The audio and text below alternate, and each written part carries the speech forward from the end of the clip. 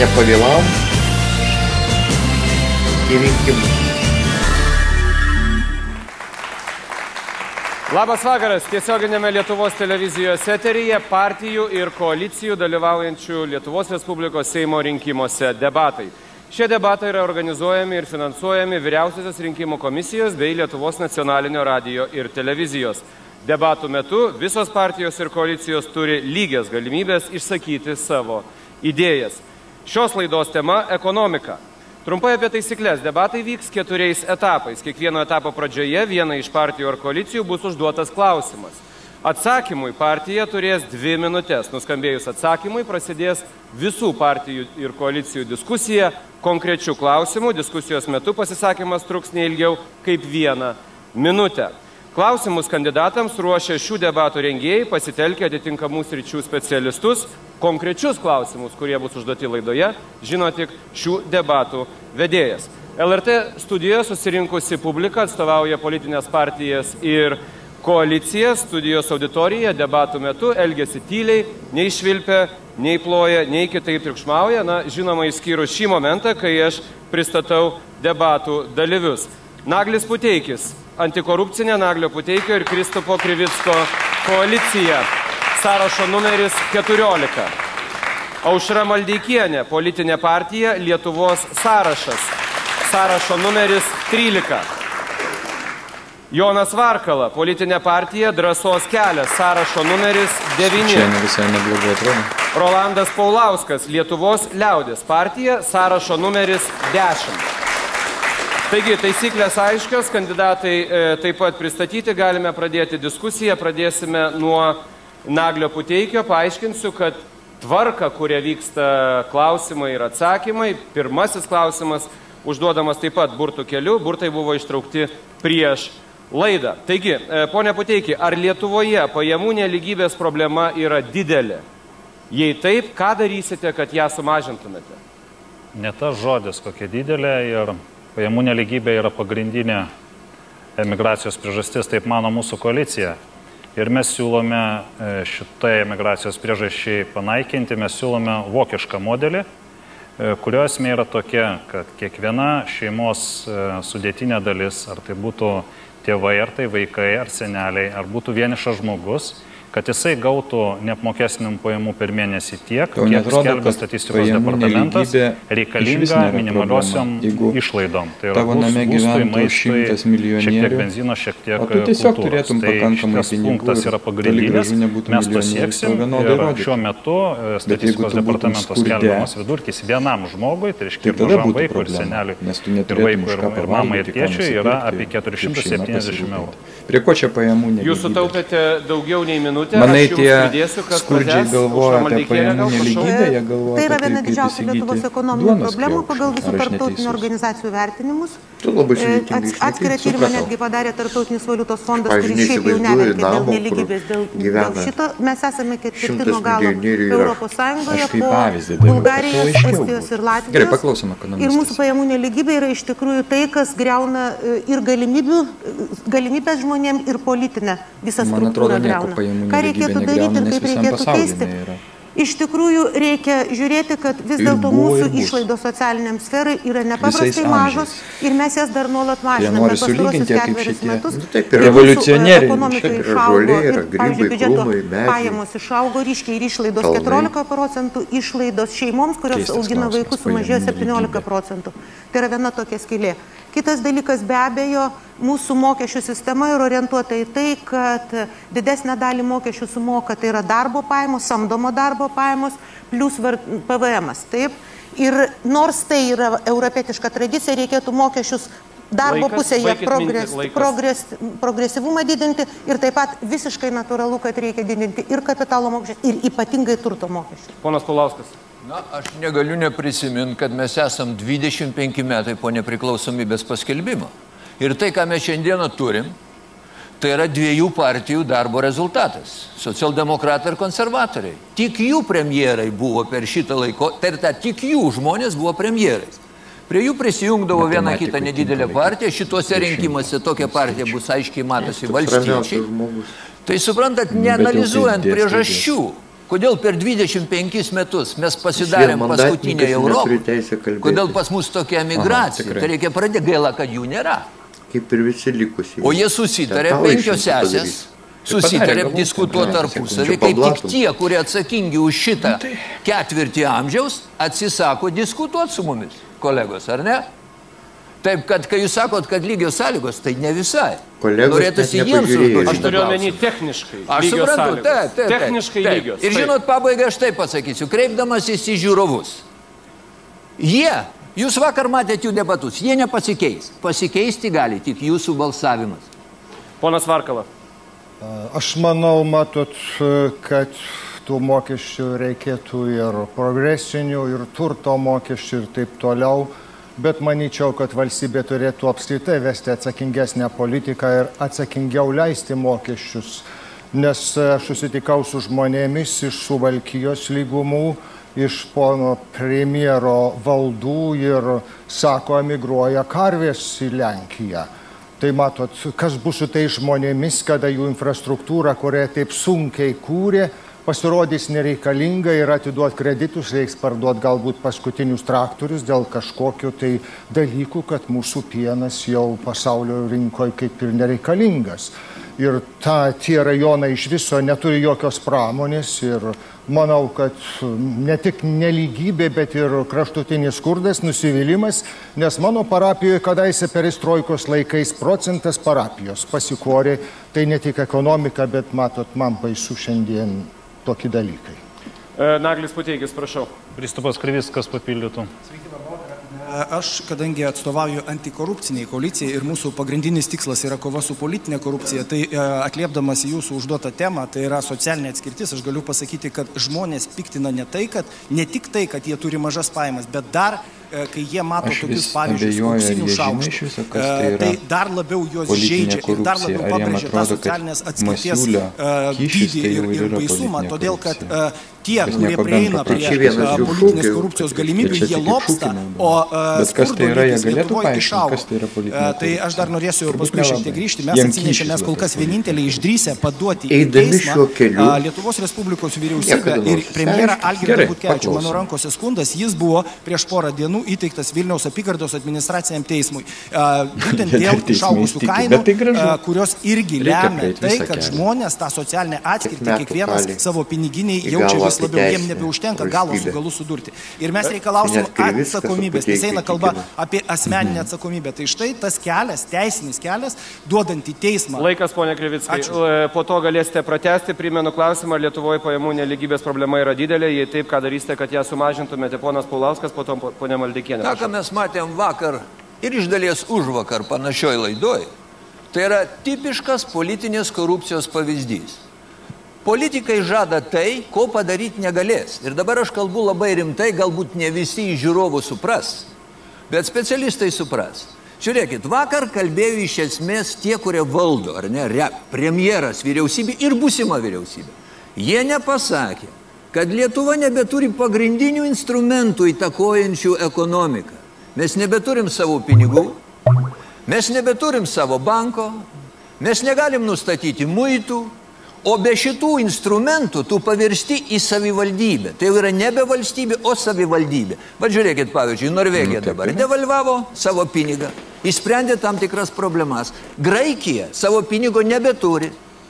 Problemų išspręsti negali. O kas šiandien balsavo už lito atsisakymą? Va tie, kurie vakar buvo susirinkę. Balsuokit už juos ir klausykit jų pažadų. Įdomu būtų pamatyti, kas būtų atsitikę su Graikijos valiuta, jeigu jį būtų tokia turėjusi prieš pusantrų metų. Bet negrįžkim prie Graikijos, ponia Maldeikienė, apie pajamų nelygybę. Prašau. Na, tiesą sakant, pinigai čia mažai ko padės, kaip mes matome, kiekybinio skatinimo programa, kurią vystė Europą pastaruosius pusantrų ir beveik 2 metus, yra stabdoma dėl to, kad neduoda rezultatų. Ir iš tiesų pereinama aiškiai į fiskalinį. Tai yra per iždą ir per mokesčių tvarkymą ekonomikos ir ekonomikos skatinimą Europos Sąjungoje. Taigi mums lieka vis vien pagrindinis instrumentas, mes turim savo mokesčių sistemą, mūsų fiskalinė sistema yra nepriklausoma. Ir manau, kad tai yra labiausiai neteisinga, kad pavyzdžiui, samdomas darbuotojas, tarkim, kokią nors mokytoją moka mokesčių 42%, o tokias pat pajamas gaunanti kirpėja jau tik tai 21%.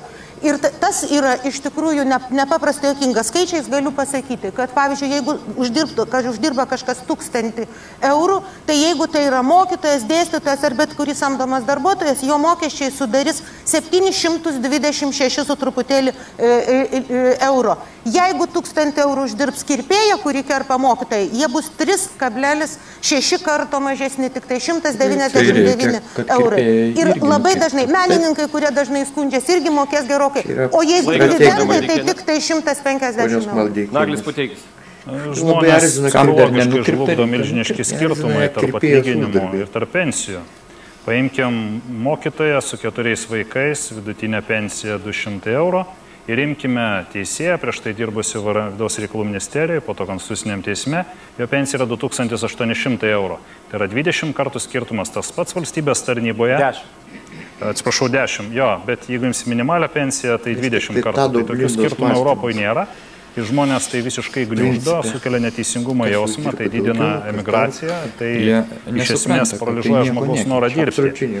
Ir kągi reikėtų daryti, tiesa, dar puikus Andriaus Tapino tyrimas vakar paskelbtas Delfyje, tai išanalizuoti kandidatų į Seimą pajamos ir sumokėti mokesčiai. Ir ką mes matome, daugybė žmonių eilinių moka patį didžiausią pajamų mokestį, o daugybė kandidatuojančių milijonierių moka 3%, o vienas net ir 0,3%. Tai aš grįžtu prie mūsų siūlymo. Vokietijos sistemoje tokių dalykų nėra. Galite tęsti, jūs sutaupėte laiko, prašau. Vokietijos valstybėje tokių dalykų nėra, ten suskaičiuojamos absoliučiai visos pajamos gautos iš darbo, iš miško, iš žemės ūkio, iš kitos veiklos, iš nuomos, iš būtų nuomos, iš automobilių nuomos, viskas sudedama ir nuo to skaičiuojami mokesčiai. Lietuvoje daugybė privilegijuotų grupių. Tai mūsų koalicija šitas privilegijuotas grupės ir privilegijuotas pensijas mažins, o didins mažiausias algas ir mažiausias pensijas. O jie didins, supranti, mažiausias. Aš manau, dar didelė problema yra... Bet kiek didins? Pavyzdžiui, socdemai padidins 30%. Dabar jie pasakė, kad tokių didins deklaruojama. Kitas dalykas, nėra progresinių mokesčių, nėra turto mokesčių, tikrai realiai surenkamų. Taigi žmogus neįsikasė ežerą ar išsinuomavęs Nemuną, manyčiau, turėtų mokėti daugiau mokesčių. Kita problema, manyčiau, kad vis tik tai mes neturim tokios aukštesnės technologijos pramonės, kuri būtų, žmogaus darbas būtų našus. Aš ir pats žinau, Suvalkijoje jaunas žmogus baigęs pagrindinę mokyklą, pavyzdžiui, Kybartuose neseniai dirba už 8 litus ir sako, ekskavatorių kasti yra brangiau. Tai matot, mūsų žmonės nužemė. 8 litus per valandą jūs turite? Ne, per dieną. Per dieną, taip. Ir sako, kad žmonės tinginėjai, kad matot, aš manau, kad vis tik tai mes ne Afrika, kad būtume tiek atsilikimo kaina, žodžiu, technologinio atsilikimo kainą būtume išnaudoti. Ponas Paulauskas. Jeigu nebus klausimo apie socialinę atskirtį, tai iš esmės čia yra tas pats klausimas. Tai aš tiesiog perskaitysiu, kas mūsų programoje yra parašyta. Beje, visiems žiūrovom labai rekomenduoju, pasižiūrėkit Naktigonę. 13 Naktigonė yra programa labai plačiai pateikta, o dabar tiesiog pacituoju. Aišku, progresiniai mokesčiai. Pasaulis žino tos instrumentus mažinančius tą socialinę atskirtį. Čia niekas nieko nesugalvos to, ko pasaulyje nėra. Bet mes neminim šitų. Progresinius mokesčius minim. Bet žiūrėkit, paveldimo mokesčių. Vakarų šalyse yra žvėriški. Ir jie mažina realiai tą socialinę atskirtį. Bet ar mūsų žmonės yra pasiruošę mokėti, pavyzdžiui, 50% nuo namo, kuriame jis pats gyvena? O taip yra Prancūzija. Toliau. Jūs taip siūlot ar ne? Aš tiesiog kelių klausimą, ar visuomenė yra pasiruošusi, nes dažnai mes šnekam apie tą socialinės atskirties mažinimą, bet mes norim, kad niekas nenukentėtų. O taip nebūna. Jeigu norim rimtai tuo užsimti, kažkas nukentėtų. Metas užduoti antrąjį klausimą, jį užduosiu ponia Aušrai Maldeikienė. Ponia Maldeikienė, kaip ketinate sumažinti šešėlinės ekonomikos dydį? Politikoje tu esi tada, kada esi politikoje. Vis dėlto šešėlinė ekonomika yra labai Lietuvoje susijęta su pačiu mūsų modeliu. vis dėlto žmonės tą neteisingumą jaučia, jie nepasitikė sistema labai dažnai. Ir iš tiesų netgi jeigu mano minėto pavyzdžio apie 3,6, tai beveik 4 kartus didesnis mokesčius samdomus darbuotojus, žmogus ir nežino, bet jis natūraliai mato ir jam labai jaučiasi, kad iš tikrųjų jis moka labai daug, net jeigu jam atrodo, kad tik daug, bet iš tiesų ne taip mažai. Bet jisai labai sunkiai po to mato, ką jis už tai gauna. Ir ypatingai labiausiai sudėtingai paslaugos, kurias turėtų duoti viešasis sektorius, yra prieinamas būtent tiems žmonėms, kurie daugiausiai dirba. Todėl, kad nors mes ir turime tų neįgalių 22% daugiau negu standartiškai Europos Sąjunga, bet kas yra tie neįgalūs, dažniausiai vis dėlto labai dėja dažnai pasirodo, kad nemažai jų dalis yra netikrai žmonės, kuriems yra sunku, bet tie, kurie yra gudresni, kurie dar ten ir nedarbo išmoką gauna ir biški pasako, patvarko. Kurie apsimeta neįgaliais. Todėl, kad iš tikrųjų nesimato tiesioginio sąryšio tarp to, ką tu įmoki ir ką tu gauni. Tai man atrodo, kad ir aš labai pritariu tiems, kurie anksčiau yra kalbėję, čia praeitą ir užpraeitą dienas, kad iš tikrųjų nepaprastai svarbu būtų pradėti žmonėms mokėti, užrašyti tą sumą, kurią jie realiai gauna. Ne tą mistinį daiktą, kuris vadinasi atlyginimas ant popieriaus, arba tą, kuris į rankas, o tiesiog duot žmogui jo pinigus. Tai yra, jeigu gauna žmogus samdomas darbuotojas 1000 eurų algos, užrašykime jam 1726. Su vadinamąją darbdavio dalimi jūs turite. Taip, todėl, kad tai nėra darbdavio dalis. Dažnai pas mus įsivaizduoja, tarsi tas darbdavys, na, kaip kokius triušius iš kišenių traukia jau ten tos pinigus ir dalina. Tai aš kartais ir juokiuosi, kai man darbdaviai pasako, tai tu nedalini, žiūrėk, tau liks. Tai čia yra nesąmonė. Tai iš tikrųjų ir tam kitam parašykite, kuris gauna 1200, kad jam lieka 1000. Ir tada tas akivaizdžiai žmonės matys, tai yra, jie gal ir labiau reikalaus, matydami, kad 726 yra. Ponas Paulauskas. Pirmiausia, su šešėlinė ekonomika kariauja ne Seimo nariai. Tai yra vyriausybės ir specialių struktūrų reikalas. Seimo nariai su šešėlinė ekonomika nepakariaus. O štai žiūrėkit. Seimo nariai leidžia įstatymus, kurie gali skatinti, skaidrinti ekonomiką, kuria sąlygas. Šešėlinė ekonomika yra kelių rūšių. Pirmiausia, žmonės, kurie gyvena prie Rambino kalno, puikiai žinot, kad per Nemuną gabena. Ir žinot, kad žino ir valdžia. Ir tas tęsiasi metų metais. Buvau pakliuvęs pats į tokią situaciją. Mano akyse tiesiog. Svarstė, ar mane pribaig čia vietoje ar ne. Ir visi žino. Kada tai buvo? Prieš keletą metų aš ten prie Rambino kalno ilsėjausi. Dabar eikim toliau. Jau net ir dabar, kai termovizoriai stovi kameros, viskas, jūs tai matėte? Apie ką aš nekalbu? Ne tai, kad mačiau, jie į mane važiavo. Ir suprantat, ką čia Seimo narys gali padaryti? Tai yra pareigūnų reikalas, politinės valios reikalas. Aš matau, laikas baigėsi, aš paskui dar norėsiu pradėti. Prašau, Naglis Puteikis. Norėčiau nesutikti su Rolandu Paulausku. Kaip tik mūsų koalicija mano, ir aš asmeniškai įsitikinęs ir galiu 20 metų savo politiko praktikos pasakyti, kad šitą šešėlinę ekonomiką kūrė ne verslininkai, ne eiliniai piliečiai prekiaudami nelegaliai turgui, o Seimo nariai. Ir jie šitą sistemą prieš daug metų yra sukūrę ir ištobulinę. Ir jos esminė dalis tai yra galimybė išgryninti milžiniškas pinigų sumas. Vienas dalykas - mokėti nelegalius atlyginimus, bet ne pagrindinis. Pagrindinis yra korporacijos ir didelės statybinės ar IT kompanijos neša kyšius politikam, tam, kad jie tai galėtų padaryti, reikalingos PVM plovimo firmos, specialios firmos išgryninančios pinigus. Aš neabejoju, kad Eligijos Masiulio atveju buvo pasinaudota tokių firmų paslaugom. Ir šitoj vietoj tik tai Seimas per vyriausybę gali duoti valingą politinį nurodymą mokesčių inspekcijai, nustoti gaudyti nelegalius prekeivius daržovėmis tam neskirtose vietose, o duoti komandą sutvarkyti šitas šešėlinės firmas ir šitos visus atvejus, kada grinimas milžiniškos pinigų sumos. Europoje tokių dalykų, tokių sumų niekas negrinė. Ponas Varkala.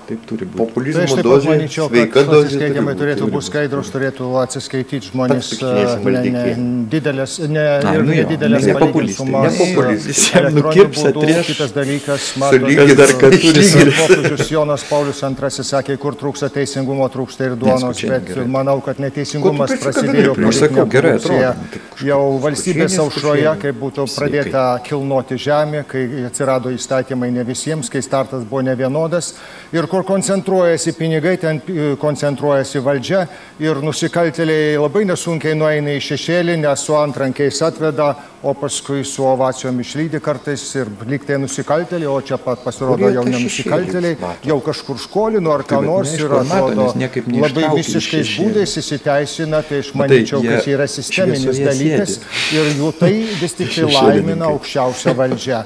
Nes kodėl tos institucijos iki šiol per ketvirtį šimtmečio nepradėjo daryti savo funkcijų, tai man klausimas. Ponas Paulauskas. Laiką daro savo funkciją. Klausimas teisingas. Neminėk šventų žodžių be reikalo. Vakaruose korupcija yra dar didesnė negu Lietuvoje. Baikit jūs tos vakarus, kaip čia pasakyti, taip.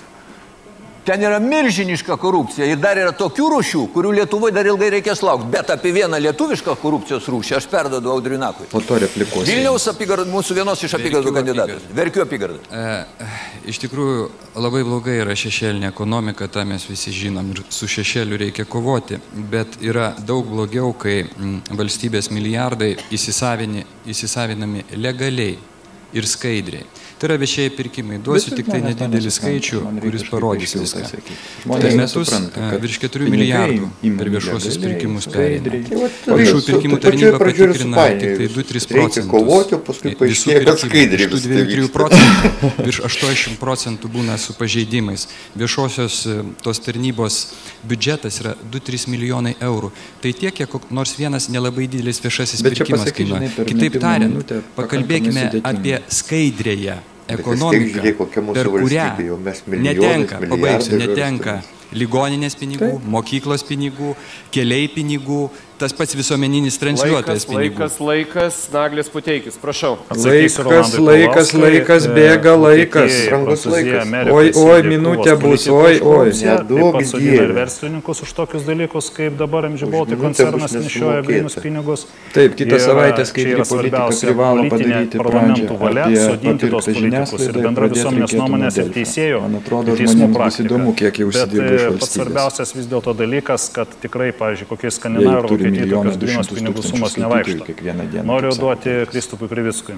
Prašau. Manau, kad tie milijonus iš tikrai šokiruos Lietuvos žmonės šis skaičius. Per vieną dieną 3 milijonai eurų per viešuosius pirkimus būna išplaunami, išgrobstomi, išvagiami. Tai yra milijardas eurų per metus. Ta patvirtino Robertas Dargis, Pramonės konfederacijos prezidentas, kalbėdamas, kiek pinigų tikėtina nukeliauja per auksinius šaukštus. 1 milijardas eurų, 10 milijonų litų per dieną. Dar ką norėjau akcentuoti. Socialinė atskirtis ir šešėlis. Žmonės šešėlėje slepiasi, todėl, kad tokiu būdu jie tą socialinę atskirtį savo rankomis lygina. Todėl jie žeminasi, sutinka imti vokelius, todėl, kad jiem nebeužtenka. Iš jų valdžia paskutinius triusikus numauna. Ir dar paskutinis tyrimas Vilmorus. Šiandien gavome duomenis į mūsų užduotą klausimą. Ar sutinkate su mūsų antikorupcinės koalicijos iniciatyva mažinti Seimo narių skaičių, atimti jų neliečiamybę ir naikinti valdžios privilegijas? 83% Lietuvos gyventojų pritarė šitai mūsų iniciatyvai. Krivickai, mintį supratom, laiką viršijot pusę minutės, po to atimsim, dabar jau nepridėsim. Aušra Maldeikienė, prašau. Teisingai tą. Reikia kvailinti žmonės. Senamiesčio apygardoje noriu pritart Nagliui Puteikiui. Iš tikrųjų, mūsų ir tarnybos turėtų veiksmingiau grumti su šešėlinė ekonomika. Mes prisiminkim Vitalijaus Gailiaus ir Vytauto Diržado istoriją, kai finansinių nusikaltimų tyrimo tarnyba ėmėsi rimtai kovoti su šešėliu ir kuo ta kova baigėsi. Lietuvos sąrašas ir atsirado kaip protestas prieš tokią valstybės savivalę, valstybės pareigūnų savivalę, kai buvo gniaužiama iš esmės kova su šešėliu, kova su korupcija. Šiandien kas vadovauja mūsų mokesčių inspekcijai? Va čia rimti klausimai, ar mūsų tarnybos, iš tikrųjų tos tarnybos, kurios turėtų kovoti su šešėliu, pakankamai tą daro. Ir kitas klausimas, iš tikrųjų Lietuvos sąrašas akcentuoja tai, kad čia ponia Aušra sakė, teisingumo, socialinio teisingumo.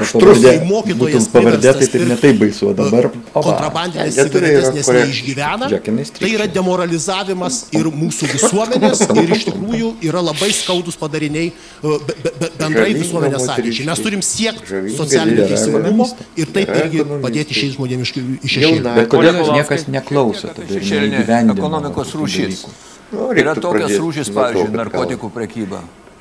Prostitucija, ne šešėlinė ekonomika. Čia yra kriminalinė veikla. Aš tą ir noriu pasakyti. Tai yra kriminalinė veikla, bet jinai irgi yra šešėlė. O dabar net įtraukiama į BVP Europos Sąjungoje šitos veiklos. Bet Ta vadinama tikroji šešėlį. Tai girdžiu, bet gali būti į bendrą vidaus produktą prostitucijos sukūriama vertė. Reiks pasitikslinti. Jau patikėkit manim, patikėkit. Politinės prostitucijos irgi reikėtų įtraukti. Taip, duokit man laiko. Aš nepasakiau esminį dalyką. Ką reikia daryti?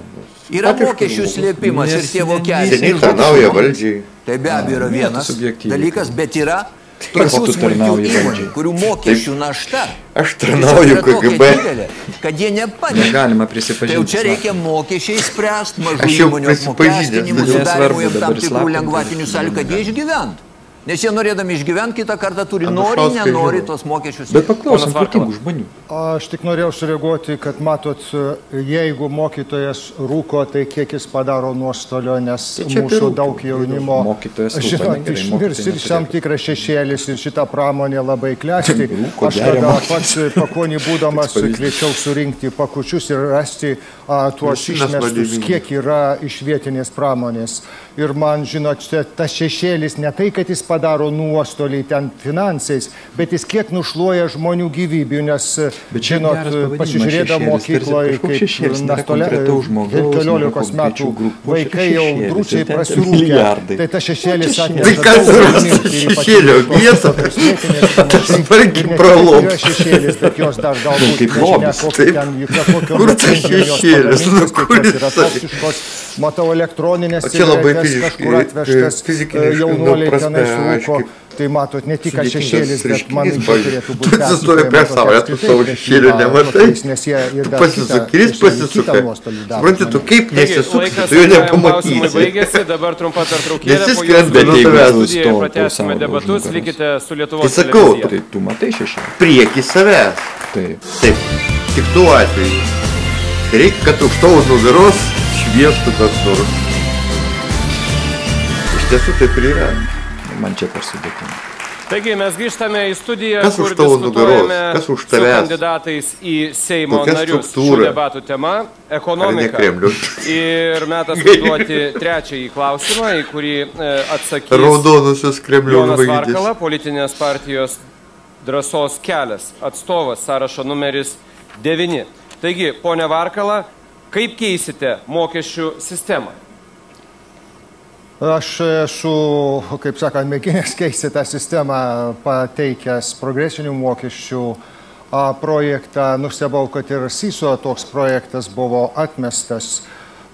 Matot, aš tai tikrai nepakeisiu, nes Seimo daugumoje tokioje esančioje, jeigu jau pats socialdemokratų partijos žmogus negali pateikti, tai sunkiai galima pateikti, nes matomai šitoj valstybei kažkaip tai norima įamžyti tą skirtumą ir pakankamai didelis yra pasipriešinimas. Aš taip pat kaip instrumentą mūsų frakcija buvo taip jau pradėjusi, kad galėtų įstatymo iniciatyva būti 15 000, kad referendumas būtų 100 000, nes su tokia Seimo dauguma kažkokius rezultatus pasiekti tiesiog yra neįmanoma. Ir apskritai dabar kaip darbo kodekso buvo svarstymas, kažkokios jėgos pereina, kolegos ten pasišnapžda ir nustebau, kad toks atsiranda solidarumas. Ir žmogus balsavęs komitete už permainas tenais balsuoja kitaip. Tai aš manyčiau, kad Seimo nario mandatas tuose surištose įkūrus partijose ar kairė ir dešiniai nėra toks, žodžiu, laisvas. Todėl galimybių šitoj valstybėje kažką tai per įstatymo iniciatyvą nelabai įmanoma, bet matot, kas neišgirsta mitingų, iniciatyvų, paprastai išgirsta po to revoliucijas. Aš tai siūlyčiau tom daugumom pamastyti tai, nes mūsų mokesčiai tikrai yra neteisingi, o kaipgi galima pakeisti mokesčius, jeigu tik tai teisiniu keliu. Tai kaip dabar? Tai sakau, instrumentas būtų referendumas, instrumentas. Ponas Pulauskas. Na, vėlgi tas pats, kai vakar tos 5 sesės partijos diskutavo ir taip drąsiai žadėjo ten viską kelt iki padebesų. Aš pasakyčiau žiūrovams, iš ko apskritai susideda galimybė ką nors daryti. Tai Lietuva surinka iš mokesčių litais, tai buvo apie 20 milijardų litų pinigų iš mokesčių. Toliau, pusė šitos sumos, tai yra PVM-as, toliau stambus yra akcizų mokestis, juridinių ir fizinių asmenų pajamų mokesčiai. Kai vakar jie sakė, kad didins ten viską, ką tik gali, visada klauskit jų, o iš kokių lėšų? Nes tai, sakau, tai yra politinė korupcija, žmonės žada tai, ko padaryti negali. Nes mokesčių, jeigu tik tu kažkur kažką pajudi, tai vienur pridėsi, kitur atsiras skylė. Ir per pastarąjį 20-metį ta mokestinė sistema visą laiką daugmaž buvo tokia. O kadangi mes nebeturim savo pinigų, kada mes apskritai gyvenam tokioj situacijoje, kai... Laikas, baikit mintį. Gerai. Baikit mintį. Tiesiog mes esam jau nebe valstybė, o savivaldybė. Tai instrumentų labai mažai beliko. Naglis Puteikis. Mes pasirinksim Vokietijos modelį. Kiekvienas Respublikos pilietis, nepriklausomai nuo amžiaus, ar jis vaikas, ar jis pensininkas, ar jis dirbantis ar ne, jam turės būti garantuota statistikos departamento nustatyta būtinosiam išlaidom suma, tai šiandien yra apie 470 eurų. Jeigu jis uždirba daugiau, tai tik tai nuo didesnės sumos pradedame skaičiuoti mokesčiai. Jeigu jis uždirba mažiau arba jis yra pensininkas, gauna mažesnę pensiją, mes organizuosime pagalbą tokiem žmonėm ir tokiom šeimom, nes esant dabartinėje Lietuvos situacijai labiausiai kenčia vieniši pensinio amžiaus žmonės gaunantis vieną ir mažą pensiją, o taip pat ypač kenčia vyras, žmona, 2 vaikai mažamečiai, jeigu jie dirba eilinėse pareigose, pavyzdžiui, kasininkais, tai jie tiesiog nepragyvena. Mane norėtų papildyti, mūsų koalicijoje yra 4 partijos. Dabar jau nebepapildys per kitą pasisakymą Aušra Maldeikienė. Nuo 2012 iki 2015 metų mūsų bendrasis vidaus produktas padidėjo panašiai 11%, reiškia lygiai tiek pat išaugo ir Lietuvos pajamos, tie skaičiai yra tolygus. Tuo pačiu metu dalis, kiek surinkama į mokesčius, sumažėjo nuo 32 iki 29%, tai reiškia, kad iš tikrųjų visos pajamos Lietuvos grupės, kur mažesnis apmokestis tiesiog kelis kartus jau šiandien kartuoju. Tai pirmas dalykas visiškai aišku, kad apmokestinti reikia pajamas, o neapmokestinti reikia samdomą darbą, kurio pusėje ir yra didžioji dalis skurdo. Tai yra samdomi darbuotojai iš tiesų ir tempia šitos valstybės biudžetą didžiąją dalim. Taigi, pajamos turėtų būti skaičiuojamas pagal normales vakarietiškas struktūras, suvokiant, kad pajamos tai yra kartojimo prieaugis. Skamba labai moksliškai, bet iš tiesų mokesčių sistema nėra toks paprastas dalykas, kaip mėgsta dabartinė ministrė kartoti ten visą laiką nesąmonę apie paprastus mokesčius. Kitas dalykas, visiškai akivaizdu, negali būti apmokestinamas skurdas. Tai yra, NPD turi būti pakankamai didelis ir mano supratimu yra nelogiška, kad jis bus kaip minimalus atlyginimas, jis turi būti didesnis dėl tos priežasties, kad negalima apmokestinti to, kai nėra padidėjusio vartojimo. Tai yra, šitą sistemą greuna, kad nesilaikoma elementarios ekonominės logikos. Ponas Paulauskas. Vokietijos pavyzdys, mėly mano žiūrovai, tai yra puikus pavyzdys mūsų Seimo narių populizmo naudojimas. Vokietija pirmiausia yra viena iš stambiausių gamintojų, Lietuva tokia nėra. Vokietija yra skolinga virš 2 trilijonų eurų, jos skola yra valstybės, tai yra 14 kartų didesnė negu Lietuvos skaičiuojant vienam gyventojui. Toliau, Vokietijos užsienio prekybos balansas yra teigiamas, Lietuvos yra neigiamas. Tai kai ponas Naglis siūlo tokius dalykus, iš kur gaus pinigų jis nepasako, nes jis gali paimti tik iš šito mokesčių ir iš to biudžeto, kurį mes surenkam.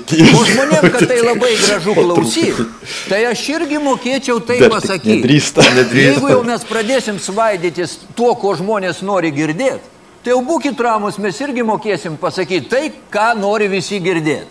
Bet tai yra irgi politinė korupcija savotiška. Aušra Maldeikienė, po to Naglis Puteikis, prašau. Vokietija savo mokesčių sistemą sukūrė 48 metais, tai buvo visiškai nustekenta šalis, su visiškai sugriauta ekonomika ir sistema. Čia nebuvo tuo metu skolos, tiesiog nebuvo iš ko skolintis. Ponas Kuolys. Iš tikrųjų, Lietuvos sąrašas siūlo esminės permainas. Mes klausėmės debatų, savo kolegų debatų 2 dienas.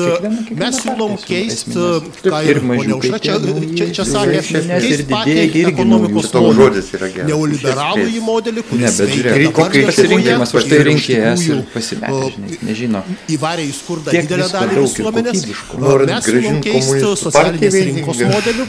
Ir čia visa mūsų politika, visa mūsų taktika. Tai čia tom esminiam permainom, ar mes ryšimės ar ne. Šiandien matom, kad tarp valdančios ir valdančių partijų tokio ryžto, tokio noro kalbėti, paragint Lietuvoje užaugusius, subrandintus verslo žmonės, mūsų milijonierius, na vis dėlto prisidėti prie bendrojo gėrio, prisidėti prie savo valstybės, prisidėti prie savo tautos ateities.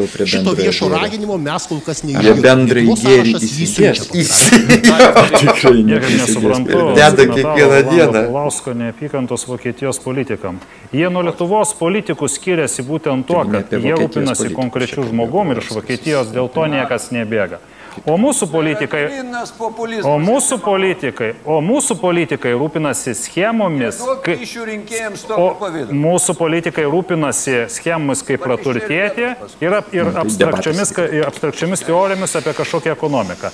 Noriu duoti žodį vieną iš mūsų koalicijos partnerių, Krikščioniškosios demokratijos pirmininkui Eligijui Duoniui Džezulskiui. Labadiena. Mes norim pasakyti, kad turim konkrečių priemonių koalicijoje savo sugalvoję.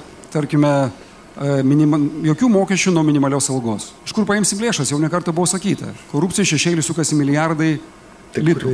Šešėlis, bet daryti kreipimas. Mobilius jau traukė 1 milijardą. Kitas dalykas, smulkaus verslo skatinimas. Jeigu žmonių verslumo neskatinsi, bus šalies atsigavimo. Tikrai čia.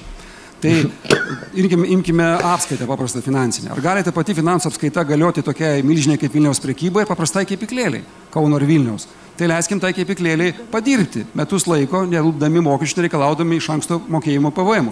Ir panašių dalykų. Jeigu jūs pamatytumėt apskaitą Vilniaus prekybos ir mažos kepyklėlės, suprastumėt, kad jos totaliai skirtingos. Bet skirtingai nuo kepyklėlės, Vilniaus prekyba leidžia savo neperskirstyti pelno ir sąskaitui laikyti milijardą, nuo kurio kol kas nesumokėtas pelno mokestis. Ir tai vadinama dėrybom, lobizmu ir taip toliau. Ir Seime tokie žmonės ateina ir už brangius lobistus sumokėję paveikia Seimo balsavimą taip, kad jiems yra naudinga, o kepyklėlėms pražūtinga.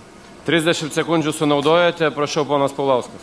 Šiaip jau per tas keletą sekundžių neįmanoma apskritai išgelbėti Lietuvos. Todėl dar sakys, skaitykit mūsų programą. Jūs negelbėkit, o sakyskit, kaip gelbėsit, bus paprasčiau. Taigi štai, mokesčių pagalba galima socialinę atskirtį mažinti vienas dalykas, darbo vietas kurti antras dalykas, vidinę migraciją mažinti trečias dalykas, nes šiandieną visi traukia į Vilnių, o mokesčių pagalba būtų galima daryti lengvatas rajonuose. Ir beje, kas čia jūsų išnekėjo, visiškai pritarėme, pas mus net programų yra parašyta. Prekybos centrų ir bankų apyvartos mokestis, kaip yra Lenkijoje ir Vengrijoje. Kad išvengtume tų dalykų, apie kuriuos jūs šnekat. Liks bankų po apyvartos mokesčių?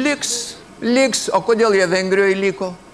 Ir Lenkijoje. Ponas Varkala, prašau. Aš manau, čia daug ko buvo pasakyta, bet, žinot, be daugumos nelabai ką galima pasiekti, tai pasiūlyčiau rinkėjams rinktis iš mažųjų partijų, kurie dar nepasirodė, kokia jų politika, nes matot, nauja šluota gerai šluoja ir be to senųjų partijų žmonės įtarsiu galbūt labiau susiję su stambiu kapitalu, su monopolizmu, su bankais, o, žodžiu, tie mažieji broliai gal turi kitokių svajonių ir gal pakeistų Lietuvos veidą. Nesakau, su iniciatyvom tokiom galima pašnekėti, bet praeiti ir kad taptų tai įstatymais yra titaniškos jėgos reikalinga, kuri gali turėti referendumai, gali turėti labiau organizuotą visuomenę, darbininkyje, nes profsąjungų nėra, manau, 8% struktūrizuotų žmonių, tai negali atstovauti darbininkų teisių. Taigi aš manyčiau, kad reikalinga tam tikra dauguma, jeigu norim ką nors pasiekti. Aušra Maldeikienė, 30 sekundžių, prašau. Dar manyčiau, kad iš tiesų reikia atkreipti dėmesį kapitalo apmokestinimą, reikia stengtis jį apmokestinti taip, kad nemažėtų investicijos. Taigi labai verta pritarti visiems tiem, kas siūlo, kad reinvestuojamas pelnas turėtų būti neapmokestinamas, tačiau tarifas, kuris Lietuvoje yra 15%, jeigu mes padarom reinvestuojamą pelną, Estija, pavyzdžiui, yra 21. Toliau kitas dalykas, labai svarbu, kad visos tos partijos, ypatingai vakar juokinga iš tiesų buvo klausyti liberalų, kurie visą laiką viską mažina, na visi mokesčiai, kaip paskiau juokėsi jau netgi 20 metais apskritai Lietuvoje nebebus mokesčiai. Tai aš labai siūlyčiau tiems liberalams truputėlį sumažinti tos žmonės, kurie, pažiūrėjau, kartu su Šimašium. Nu, pono Šilėno žmona iš karto atvyko tą pačią dieną nuo liberalų partijos ryšių su visuomenės savivaldybei daryti. Va 600 eurų jau būtų sutaupyta. Visą laiką jie aiškina, kad reikia mažinti biurokratiją ir mažinti mokesčius, bet baisiai mėgsta tuos mokesčius savo naudai naudoti. Tai aš būčiau nesakius šito dalyko, jeigu jie nebūtų taip įkyriai kalbėję nesąmonių.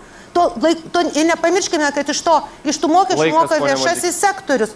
Ir mūsų mokslo daktaro atlyginimas Vilniaus universitete yra 520 eurų. Ir jis nuo to moka 42% mokesčių. Tai šalyje, man atrodo, net neteisingumas, beprotybė. Metas užduoti ketvirtąjį klausimą. Jį užduosiu ponui Paulauskui. Pone Paulauskai, lietuviai rekordiškai žudosi, geria, smurtauja, emigruoja. Ką darysite? Žmonės Lietuvoje būtų laimingesni. Paslaugos daugelis advokatų persimokė. Keistas dalykas. Ateini į šitą studiją, užduoda ponas vedėjas tokį klausimą, į kurį neatsako milijonai knygų. Jis man duoda 2 minutės ir sako, kaip tu išgelbėsi Lietuvą. Nu, ar jums pačiam tai nejuokingai? Aš suprantu, man tikrai nejuokinga, laimės ekonomika yra labai rimtas dalykas. 2 minutės šiandieną, nu nebent visiems išdalint kažkokį... Sako Naglis, Puteikis atsakys per minutę, bet jūs savo 2 išnaudokite. Bet jūs savo 2 išnaudokite. Ir aš šitą idėją atsakysiu. Be abejo, ir aš lygiai taip pat... Gerai, nedeginkim pono Paulausko laiko. Pone Paulauskai, grįžkim prie temos. Taip, bet dabar žiūrėkit, jeigu kalbėt apie laimę apskritai, tai yra pas mus moterų. Tai ką jau aš čia apie laimę šnekėsiu? Paklauskime Elonos Stasiūnaitės apie laimę.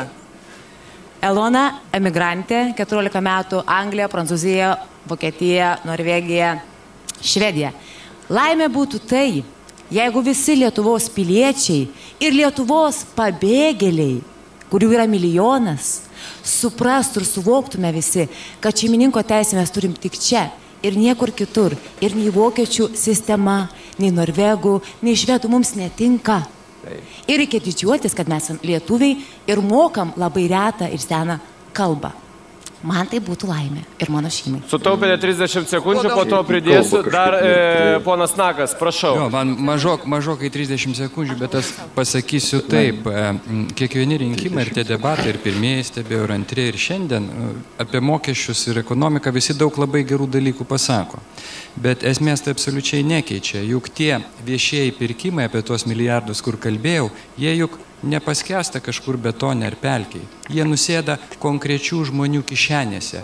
Tų žmonių, kurie valdo šitą teritoriją per politikus. Bent trumpam. Taigi, aš pasakysiu taip, pabaigsiu. Aš pasakysiu taip, jeigu žmonės pamatys labai konkrečius asmenys tam tikrose vietose, kur reikia atlikti tam tikrą laiko terminą, konfiskuotą turtą, pamatysim, kaip sumažės ir emigracija, ir girtoklystės, ir laimė padidės. Ponas Puteikis. Aš stebiuosi, kad Liaudės partija taip skambiai pasivadinusi ir nenori per 2 minutės suteikti laimės visai Lietuvos tautai. Mes ne dievai, aš suprantu, kad Naglis yra mūsėvis ir gali per 2 minutės suteikti laimę. Prašau. Taip, netrukdykim taip pasisakinėti. Mes suteiksime laimę greičiau negu per 2 minutės. Pone Paulauskai. Pagrindinis geros savijautos šaltinis po to, kai susimoki komunalinius ir už maistą, yra teisingumo jausmas.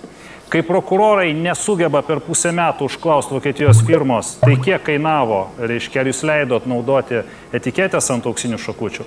Kai karo tas inspektorius generalinės ir karo policija nesugeba per pusę metų paklausti, iš ko pirko tos, reiškia, auksinių šakutės, tai nėra jokio teisingumo. Ir čia ne prokuratūra ir ne karo policija. 15 minučių dienraštis per 15 minučių sužinojo šitos sukčiavimus. Kol nepasodinsim Masiulio, nebus teisingumo. Tai nebus Masiulį pasodinti. Pone... Paplosime teatre. Nekalbėtų kaip konservatoriai. Prašau, ponia Maldeikienė. Skaičiuojant laimės indeksus, mes esame antrojo 50-tuko pradžioje, apie 60 vietą, ten plius minus. Bet iš tikrųjų tas laimės indeksas, jis yra truputėlį pernelyg ekonomizuotas ir nereikia įsivaizduoti, kad ekonomika viena ar kita forma žmogų gali padaryti laimingų. Na, tam reikia turėti beprotiškai materialistinį mąstymą. Komunistai visus darė labai laimingais ir žadėjo ten pastatus ir komunizmą 2000-aisiais tik sugriuvo prieš 10 metų iki to komunizmo. Tai iš tikrųjų, man atrodo, pirmas Lietuvoje svarbiausias dalykas pasijusti laimingams, tai atsisakyti svajonės, kad būtinai privalai būti laimingas. Mes dabar tiesiog prievarta turime būti laimingi. Na, gyvenime būna visai. Kitas dalykas, visiškai akivaizdu, kad pajamos žmonių turi būti tokios, kad jie galėtų išgyventi ir kad toks dalykas, kaip akiniai mokytojai, progresiniai, būtų įperkamas. Apie tai, kad tėvai galėtų jaukiai jaustis, apie tai, kad jų vaikui galima dantis sutaisyti. Na, tai čia yra tiesiog elementarūs dalykai ir manyčiau, kad jie turėtų būti vėlgi per tos pačius mokesčius sėkmingai galima sutvarkyti. Dar ir šešėlį sumažintų. Nes Kaune tai dantų gydytojai visi praktiškai ant minimumo pasirodo gyvena. Na, todėl, kad ten gerą šešėlį galima padaryti. Tai labai paprastai įrašiai suteikia teisę, kad gali nusirašyti išlaidas nuo savo apmokestinamas pajamas, sumažinti išlaidom privačiai medicinai ir automatiškai gauni atgal. Tai iš tikrųjų nereikėtų ekonomiką spręsti. Laikas.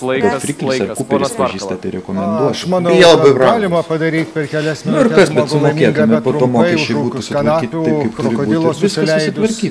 Tai galima, bet matot, bet kokios tokios laimės ar žodžiais ar ingredientais, kokiais nors į kūną, jos yra trumpalaikės. Matot, turbūt, kad šitas vokiečių žmogus, tas, kur socialinė sistema sukūrė, sakė, socialiai nesaugus žmogus nėra laisvas žmogus, nėra laimingas.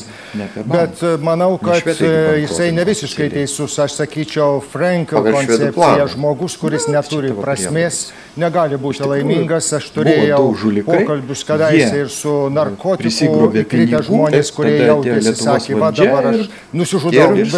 Ir kai kurie jie būtent atradę prasmę ir aš vieną žmogų žinau, kuris pradėdamas gydyti kitus, pats pametė narkotikus. Alkoholikai, kurie pradeda, žodžiu, atsisako egoizmo, atsisako ir alkoholizmo, žmogus tarnaudamas, net ir konclagerį gali būti laimingas. Aš manau. Naglis Puteikis. Kristupas Krivickas, bet ar gerai kažkokį rinkdamas parašus, ėjau per butus, aplankiau tūkstančius ir mačiau, kad žmonės yra nusivylę, jie depresijoje, jie geria, žudosi, emigruoja dėl to, kad mes visur esam paskutiniai. Jie daugiausiai moka mokesčių, mes esam pagal socialinę atskirtį paskutiniai, mes esam pagal skurdo ribą paskutiniai ir visos žmonių pastangos atsimuša į štai kokį poelgį. Kada kažkas tai atsitinka valstybėje, jie sako, atimkim iš pensininkų, visą laiką iš paprastų žmonių, nedarbo kodeksą priimant ir tai sugebėjo paprastus žmonės nuskriausti, o korporacijas ir, sakykime, korumpuotus politikus kažkuria prasme savo pasigerinti būseną. Tai štai šitas dalykas, mes turime žmonėms suteikti viltį, kad iš to dugno valdžia tas eilutes pakels. Ir tada bendras konservai duoda planą, o šitie duoda viltį. Ne tik pajamos, bet ir pojūtis, orumas, savijauta, teisingumo jausmas. Tai va antikorupcinės koalicijos pagrindinis tikslas - paimti už gerklės korumpuotus politikus, kad mes kartu galėtume nuo to dugno atsispirti ir pakelti. Ponas Paulauskas. Keletą sekundžių rimtai. Mes gyvenam šiandieną liberalizmo epochoje, kuris skatina individualizmą, atsiribojimą nuo visų, užsidarimą savyje, sėdėjimą prie kompo ir panašiai. Toks žmogus niekada laimingas nebus. Vakar tos 5 sesutės iš esmės yra liberalai, kaip jie besivadintų. Švietimo sistema šiandieną vaiką auklėja teisių aplinkoje, bet be pareigų, o paskui išėjęs į gyvenimą. Jisai neišmokęs pareigų, teisių nebeturi, pasidaro nelaimingas. Turi būti visuomenė, turi suprasti savo tikslus ta visuomenė, tauta šiuo atveju, turi turėti savo valstybę, nes taip žmogus sutvertas ir niekaip kitaip nebus. Ne veltui mūsų programoje sakoma, kad tauta savo žemėje turinti valstybė, tik tokia tauta gali būti laiminga ir atskiri jos individai taip pat. O deja, šiandieną mes savo valstybingumą tirpdome. Aušra Maldeikienė. Taip, aš kolega. Prisistatykit, prašau. Zabielaitė Jūratė, advokatė. galima pabandyti suteikti ateitį, įkvėpti ją greitai pasiekti, ką valstybė atnešdama šuolio ir greito šuolio pažadą gali padaryti. Singapūras neveltui antrą šuolį pradėjo daryti. Estų prezidentas neveltui sako, kad Estija yra pasiruošus 4. industrinei revoliucijai ir jau joje gyvena. Norėčiau pasakyti, kad Lietuva irgi jau gyvena 4. industrinės revoliucijos sąlygomis, jau yra pasiruošusi šuoliui ir tai, jeigu valstybė adekvačiai reaguotų ir greitai priimtų sprendimus, gerbtų laiką kaip ekonominę jėgą, gerbtų kitas inovacijų teikiamas galimybės. Tiesiog, kai valstybė adekvačiai reaguoja savo valdymu į galimybę padaryti šuolį, tauta įsikvepia ir tai atidaryta ateitis daro tautą laimingą. Paskutinis pasisakymas šį vakarą, ponas Varkala, prašau. Aš manau, labai kažkaip mane nuliūdina daugelio kalbėjimas, kad žmogui užtenka duonos. Aš manyčiau, reikia žmogui svajonių ir aš sutinku su Gorkiu, kad žmogus be svajonių, kaip paukštis be sparnų. Mes turėtume kažkaip laimės ieškoti kitame, nes asmuo gyvena dialoge, individas gyvena užsitvėręs, kaip tik liberalizmas atnešė tą užsitvėrimą. Ir aš žinau, netoli mano parapijos pasikorė paauglys, kadangi jam nenupirko mopedo. Labai liūdna, kad nėra tų pasakų, nėra tų svajonių, kurios būtų pasėtos vaikų širdise dėl kažko aukotis, dėl kažko kovoti, kažko ieškoti, tyrinėti. Tiesiog žmogus susidaro prasmei pasidaryti milijonierium ir kaip vienur skaičiau, kad 80% amerikiečių vis svajoja, kad bus amerikiečiai. Mačiau žmogų, kuris nusipirko daug loterijos bilietų, galvoja nusipirks laimę. Tai aš manau, kad suklaidinti mūsų žmonės laimė ne piniguose. Nedešros ilgyje laimė. Nuostabiai. Ačiū šių debatų dalyviams, ačiū žiūrovams. Tai buvo paskutinieji šią savaitę partijų ir koalicijų debatai. Partijų ir koalicijų dalyvaujančių Seimo rinkimuose debatai. Kiti debatai kitą antradienį 19:20 per Lietuvos televiziją ir jie vyks iki pat rinkimų kiekvieną antradienį, trečiadienį ir ketvirtadienį, tuo pat metu 19:20. Gero vakaro su Lietuvos radiju ir televizija. Iki malonaus.